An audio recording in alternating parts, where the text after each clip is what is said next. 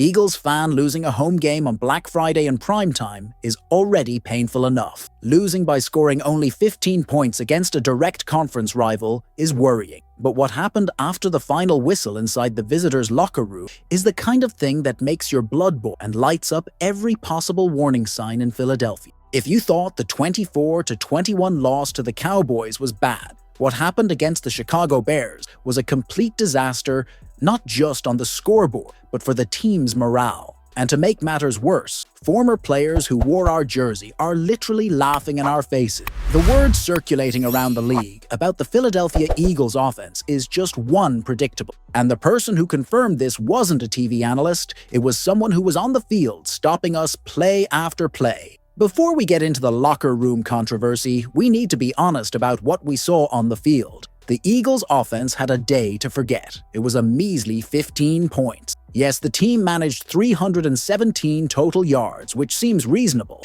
but the efficiency was 0. The most shameful stat is third down conversion. The team converted only 3 of 14 attempts. That is unacceptable for a roster of this caliber. And there is more, because the time of possession was humiliating. The Eagles had the ball for only 20 minutes and 42 seconds. The Chicago Bears had the ball for almost 40 minutes. Basically, our defense stayed on the field double the time wearing themselves out, while the offense went in and out without producing anything. Now let's get to what really hurts our pride. Right after the game, still in the Lincoln Financial Field locker room, some Bears defenders participated in the Speakeasy podcast, hosted by none other than legends LeSean McCoy, our eternal Shady, and Emmanuel Acho. Among the guests was CJ Gardner-Johnson, our former safety, who had a short but impactful stint in Philadelphia, and who today defends Chicago's colors. And you know CJ, he has no filter. He is one of the league's biggest trash talkers. And what happened in that interview was the confirmation of everything the critics have been saying. During the conversation, LeSean McCoy went straight to the point. He asked Gardner-Johnson if he had talked a lot of trash on the field against his former teammates. CJ replied, "No, I have too much respect for them to disrespect the players I played with." It seemed like a diplomatic answer, right?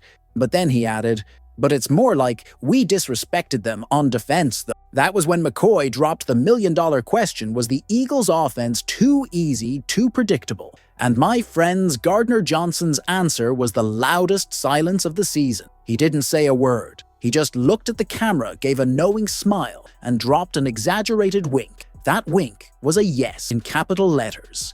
It was confirmation that the Bears' defense knew exactly what the Eagles were going to do before the ball even left the center's hand. When an opposing defender calls your offense predictable or insinuates it with mockery, it is the supreme insult for a coaching staff. It means your game plan is simple, that your tendencies are obvious, and that your player's talent is being wasted because the other team already has the answers to the test before it begins. McCoy and Acho went into a frenzy with CJ's reaction, laughing as if it were an inside joke that everyone knew, except the Eagles fan paying for the ticket. This exposes the fragility of the offensive work being done since the return from the bye week. This perception of ease for rival defenses is not just in Gardner-Johnson's head. The numbers prove it. Entering this week, the Philadelphia Eagles occupied the 24th position in total offense and 19th in scoring. We are talking about a team that was built to be a scoring machine falling to the bottom half of the table.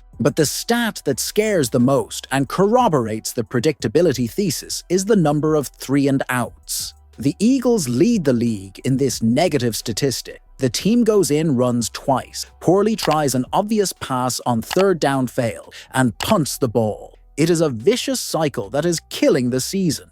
The text of the post-game analysis brings a perfect analogy for what we are seeing, because the Eagles' offense has turned into an unbalanced basketball team playing hero ball, or your turn-my-turn style. Against the Bears, A.J. Brown had monster numbers with 10 receptions, 132 yards, and 2 touchdowns. Great for him, but what about the rest? No other receiver passed 50 yards. And the worst part is Saquon Barkley, one of the best running backs in the league, was limited to 56 yards on just 13 carries. How do you have a nuclear weapon like Barkley and give him the ball only 13 times in a close game? This shows a lack of cohesion. The offense doesn't flow. It forces plays to one star at a time, making life easy for the defense, which only needs to neutralize the threat of the moment. Despite all this chaos, the team stands at 8 wins and 4 losses. We still lead the NFC by a little. We are still in the playoff fight, but the question is not getting there. The question is what will happen when we get there. With this level of offensive performance, where we can't keep the ball for more than 20 minutes,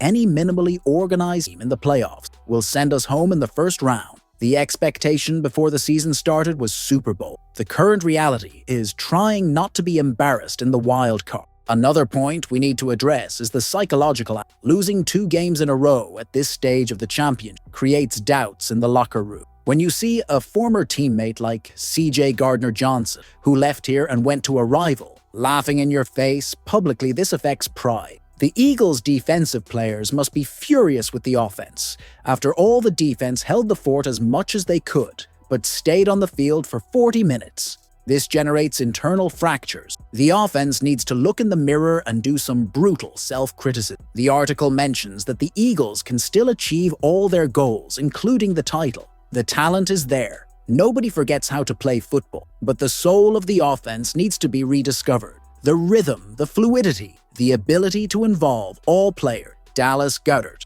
Devonta Smith, Saquon Barkley, in the same game plan is urgent. If we continue depending on isolated plays by individual heroes, we will continue to be predictable. And predictable teams do not win Lombardi trophies. The public humiliation on Shady McCoy's podcast was a necessary slap in the face. Maybe it is the reality check that this coaching staff needed to wake up. GARDNER-JOHNSON winked at the camera and said without words that we are easy to guard. Now I ask you, do you agree with him? Do you, watching from home, also manage to predict what the Eagles are going to do before the play happens? Has our offense become stale? Leave your honest opinion and vent here in the comments. If you want the team to wake up, leave a like on the video so this message goes far. Subscribe to the channel because the coverage here does not stop until we solve this problem. Let's hope that CJ's wink is the fuel for the turnaround. Fly, Eagles, fly.